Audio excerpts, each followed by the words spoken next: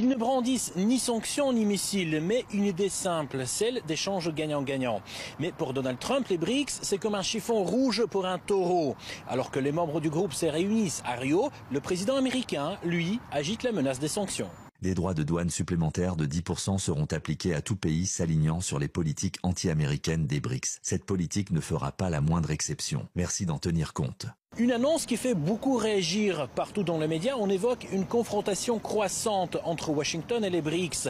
Du côté des membres du groupe, pas de menace en retour. Juste un rappel, le commerce ne se construit pas à coups de barrière. Le mécanisme des BRICS est une plateforme importante pour la coopération entre les marchés émergents et les pays en développement et qui prône l'ouverture, l'inclusion et une coopération gagnant-gagnant sans confrontation entre les groupes et sans cibler aucun pays. En ce qui concerne l'imposition des droits de douane, la Chine a déclaré à plusieurs reprises sa position qui consiste à dire qu'il n'y a pas de gagnant dans les guerres commerciales et tarifaires et que le protectionnisme est sans issue.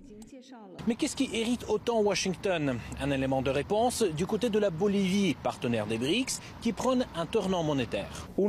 Un des découplages que nous devons, en tant que pays du monde, faire dans cette logique, c'est d'arrêter d'utiliser le dollar américain. Nous avons également parlé du fait qu'il vaut mieux faire du commerce dans nos propres monnaies et croire en celles-ci, ou chercher, à défaut, des mécanismes financiers de paiement alternatifs. À peine revenu au pouvoir, Trump avait brandi la menace des droits de douane de 100% pour ceux qui participeraient à la création d'une monnaie commune des BRICS.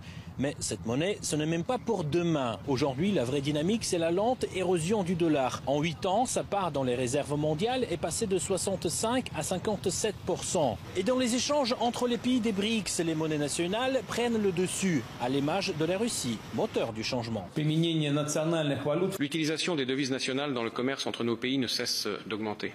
En 2024, la part de notre devise nationale, le rouble, et des devises des pays amis dans les transactions de la Russie avec les autres pays des BRICS, s'est élevée à 90%. La baisse du rôle du dollar n'a rien d'un plan secret de Moscou ou de ses partenaires. Elle reflète simplement une évolution des équilibres mondiaux.